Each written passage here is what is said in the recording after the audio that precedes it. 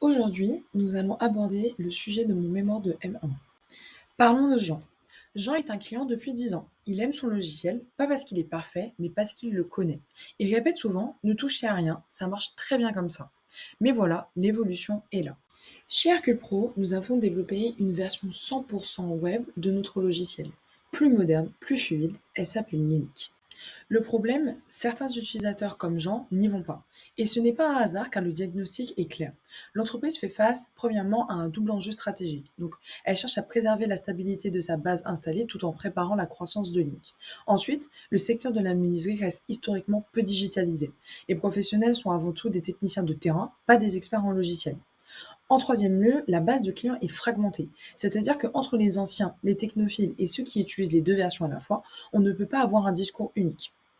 En quatrième position, le secteur pousse à évoluer, c'est-à-dire qu'il y a une pression réglementaire et elle s'intensifie avec RE 2020, la traçabilité des déchets ou encore la facturation électronique qui est à venir.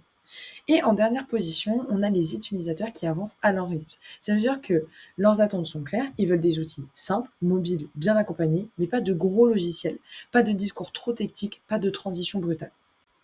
Et là se joue toute la problématique. Quels leviers permettent à une entreprise de faire adhérer ses clients à la version évoluée de son offre sans générer de rupture d'usage? Glacé, en 2004, le montre. Une innovation mal calibrée peut créer une rupture d'usage. Ce moment silencieux où le lien se rompt, non pas à cause d'un refus, mais parce que l'utilisateur ne se retrouve plus dans l'outil. Il décroche sans bruit. Et ce n'est pas une question de technique, c'est une question de perception. Mon diagnostic interne le confirme. Le produit est prêt, mais il n'est pas toujours lisible.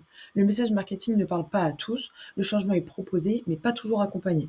Dans la revue de littérature, Belaïd et Hadid en 2016 rappellent que les résistances sont souvent légitimes, elles ne sont pas un obstacle à contourner, mais un signal à écouter.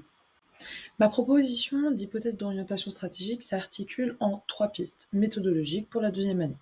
Premièrement, des entretiens semi-directifs avec des clients au profil varié, anciens, mixtes ou lignes plus récents, pour comprendre leur représentation, leurs freins et les leviers face à la transition. En deuxième lieu, l'analyse des données internes, issues du support et du parcours client, donc les blocages, les demandes récurrentes, afin d'identifier les points de friction et les signaux faibles.